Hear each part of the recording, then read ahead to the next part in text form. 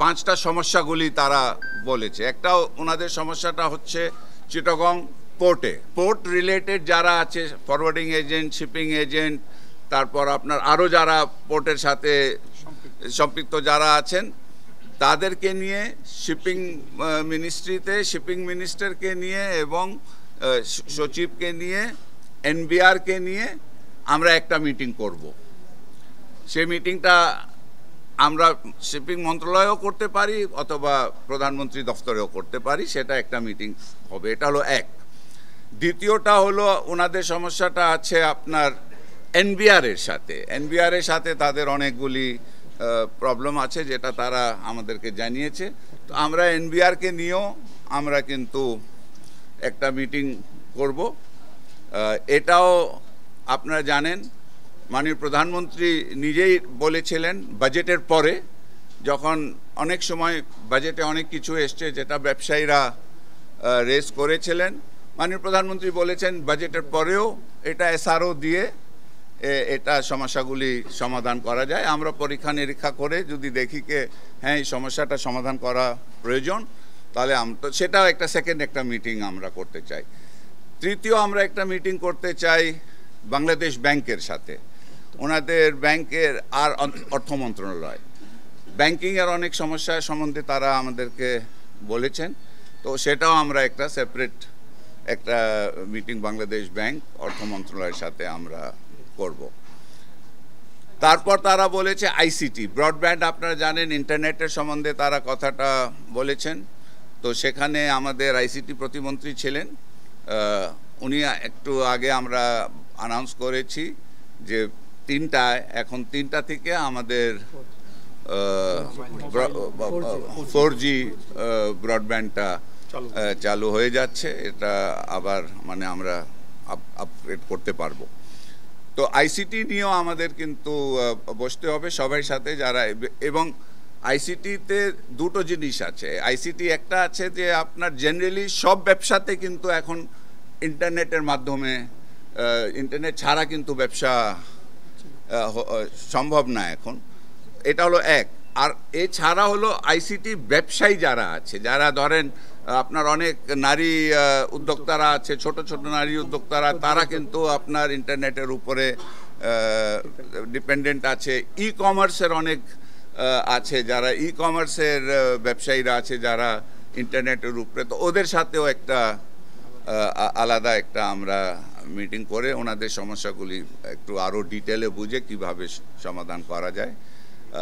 আর last হলো আপনার আমাদের হ্যাঁ ওটা তো আইসিটিতে, হ্যাঁ ওরা বিদ্যুৎ প্রতিমন্ত্রী, ওনার সাথে আমরা বসবো। ওনার যে সবাই কর্মকর্তারা আছেন ওনাদেরকে নিয়ে বিদ্যুৎ গ্যাসে যে সমস্যাগুলি বলা হয়েছে সেটাও আমরা কতটুকু আমরা সেপারেটলি বসে আমরা চেষ্টা করব কতটুকু আমরা করতে পারি সমস্যার সমাধান।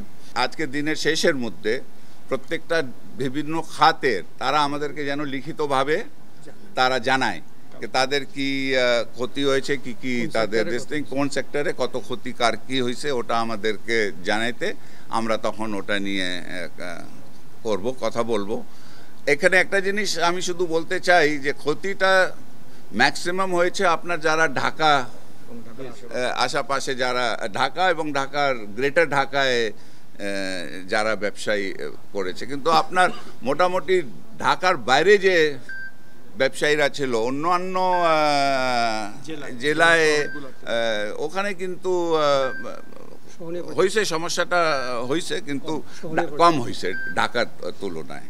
তো এটা যে প্রশ্নটা আপনি করেছেন ওনারা লিখিতভাবে আমাদেরকে জানাবেন, তখন আমরা দেখব।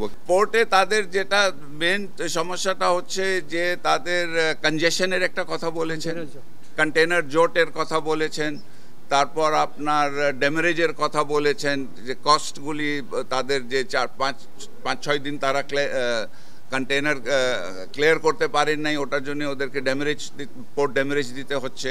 তারপর শিপিং লাইন, যে আন্তর্জাতিক শিপিং লাইন যারা আছে তাদেরও অনেক টার্ন অ্যারাউন্ড টাইম বেশি লাগতেছে তাদের।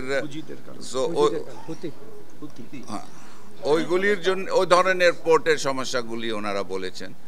ব্যাংকের তারা বলেছেন, আপনার ব্যাংক ইন্টারেস্টের কথা বলেছেন, ব্যাংক ইন্টারেস্ট হাই আছে, তারা বলেছেন ঋণ তারা পাচ্ছে না এই ধরনের। তারপর তারা কিছু রিশেডিউলিংয়ের কথা বলেছেন, তারপর কিছু আপনার ইন্টারেস্ট মকুফের কথাও বলেছেন, অথবা মানে পেমেন্ট ডিলে করার কথা বলেছেন। এনবিআরের সাথে তো সবসময় তাদের কথা হলো যে ভিএটি কমাও, ট্যারিফ কমাও, ডিউটি কমাও, কিন্তু আমাদের এনবিআরের কথা হলো কি আমার তো রেভিনিউ বাড়াইতেই হবে। তো সেটা আছে, সেগুলি আমরা দেখব, ওটা আমাদের কেস টু কেস বেসিসে দেখতে হবে। আর আপনার এই যে বিদ্যুৎ আর গ্যাসে তো ওনাদের সবথেকে বড় সমস্যাটা একটা দাম বেশি, আর একটা হলো যে রেগুলারলি সাপ্লাই পাচ্ছে না, আনইন্টারাপ্টেড পাচ্ছে না, এটা হলো তাদের সমস্যা। ওটা সম্বন্ধে ওনারা বলেছেন। আইসিটিটা তো আমি বললাম, ওনারা আইসিটিটাতে একটা ভালো সাজেশন এসছে, আমরা সেটা নিয়ে কাজ করব, আইসিটি প্রতিমন্ত্রী আর আমাদের যে টেকনিক্যাল লোকজন, যে আমাদের একটা রিডান্ডেন্সি যেটা বলা হয়, একটা আমরা অল্টারনেট একটা বিকল্প একটা সিস্টেম, যেটা যদি আমাদের জেনারেল সিস্টেমটা যদি কোনো সময় নষ্ট হয়ে যায় বা যদি কোনো কারণে বন্ধ হয়ে যায়, তাহলে আমাদের একটা স্ট্যান্ড বাই সিস্টেম ব্যবসায়ীদের জন্য, যেন ব্যবসাটা স্মুথ থাকে, এফেক্টেড না হয়, ওই ধরনের সিস্টেম, নিজস্ব একটা ইন্টারনেট যদি তৈরি করা যায় কিনা, সেটা একটা সাজেশন এসছে। অনেকগুলি ভালো ভালো সাজেশন আমরা আজকে পেয়েছি। আমি মনে করি আরেকটা জিনিস যেটা সব ব্যবসায়ীরা আমাদেরকে জানিয়েছেন, তারা সবাই আমাদেরকে বলেছেন যে যদিও আমাদের এই সমস্যা হয়েছে, এটা খুবই দুঃখজনক একটা ঘটনা আমাদের দেশে ঘটেছে, কিন্তু তারা বলছে এটা আমরা কিন্তু মাননীয় প্রধানমন্ত্রীর নেতৃত্বে এটা আমরা ইনশাল্লাহ আমরা এটা ওভারকাম করতে পারবো। আজকে বিজিএমের প্রেসিডেন্ট যেটা বললো, তাদের প্রায় 6,400 কোটি টাকার মতো ক্ষতি হয়েছে, এবং বিটিএমইও বলেছে তাদেরও ক্ষতি হয়েছে। তবে স্পেসিফিক জিনিসটা এখনো আমরা পাই নাই, এটা ওয়ার্ক হচ্ছে, হোমওয়ার্ক হচ্ছে, আশা করি কাল পরশুর মধ্যে আমরা এটা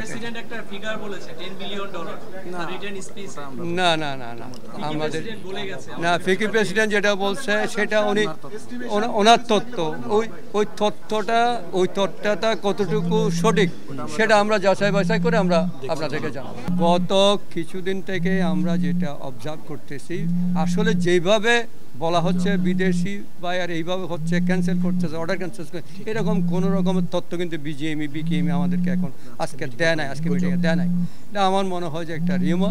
আমি আশা করি আপনারা দেশকে ভালোবাসেন, আমরা সবাই দেশকে ভালোবাসি, দেশকে আমরা এগিয়ে নিয়ে যাব। আপনাদের মাধ্যমে এই পজিটিভ নিউজটা আপনারা যদি দেন, তাহলে দেশ এবং বিদেশ সব দিকে ইনশাল্লাহ না ইনশাল্লাহ সাপ্লাই চেইনে এই পর্যন্ত কোনো সমস্যা হয় নাই। আমরা চিটাং পোর্ট 24/7 আমরা অফলাইনে আমরা চালু রেখেছি, ম্যানুয়ালি কাজ করেছে ওনারা।